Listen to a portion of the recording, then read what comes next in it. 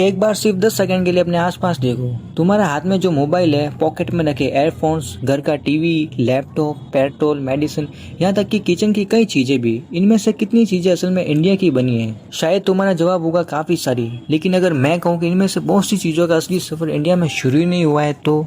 और अगर कल सुबह दुनिया के कुछ देश इंडिया को सामान भेजना बंद कर दे तो सिर्फ कुछ हफ्तों में हमारी जिंदगी बदल सकती है। सवाल है, दुनिया की सबसे तेज बढ़ती इकोनॉमी होने के बाद भी इंडिया अभी तक इतना इंपोर्ट क्यों करता है? और इसका जवाब सिर्फ इकोनॉमी नहीं बल्कि इंडिया के फ्यूचर को भी डिफाइन करेगा।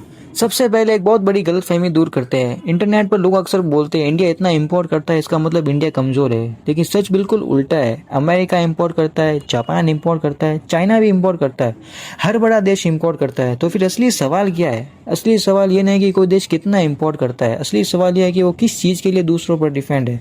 और यही से इंडिया का असली कहानी शुरू होती है। सोचो कल सुबह पेट्रोल पंप खुले ही ना, एक हफ्ते बाद ट्रक चलना कम हो जाए, 2 हफ्ते बाद सब्जी महंगी हो जाए, फ्लाइट्स की टिकट और महंगी हो जाए, फैक्ट्रीज धीरे धीरे प्रोडक्शन कम करने लगे। ये कोई मूवी का सीन नहीं है, ये हो सकता है क्योंकि इंडिया अपनी जरूरत का बहुत बड़ा हिस्सा क्रूड ऑयल बाहर से खरीदता है। और जब दुनिया में कहीं भी वॉर होती है या ऑयल सप्लाई रुकती है तो उसका असर सीधा तुम्हारी जेब पे पड़ता है।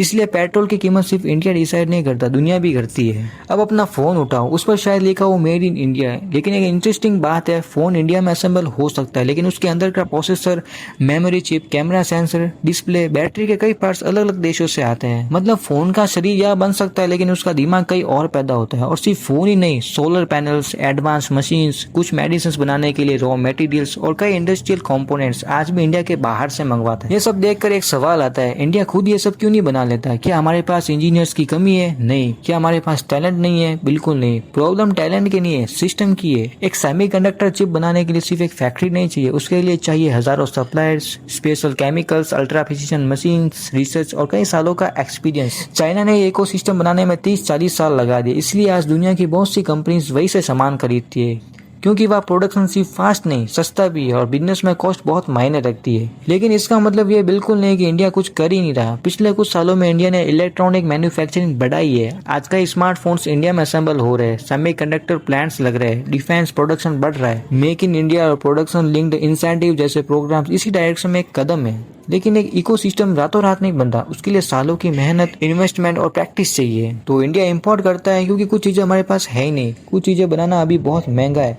और कुछ चीजों में दुनिया के कुछ देश हमसे कई साल आगे निकल चुके हैं। तो असली सवाल यह है, क्या इंडिया धीरे धीरे उन चीजों को खुद बनाना शुरू कर रहा है जिन पर कल तक वो पूरी तरह दूसरे देशों पर डिपेंड था? क्योंकि 21वीं सेंचुरी में सबसे अमीर देश वो नहीं होगा जिसके पास सबसे ज्यादा पैसा होगा, बल्कि वो होगा जो अपनी सबसे जरूरी चीजें खुद बना सकता हो। और शायद यही वजह है कि आज मैन्युफैक्चरिंग की रेस सिर्फ फैक्ट्रीज की रेस नहीं, फ्यूचर की रेस भी बन चुकी है।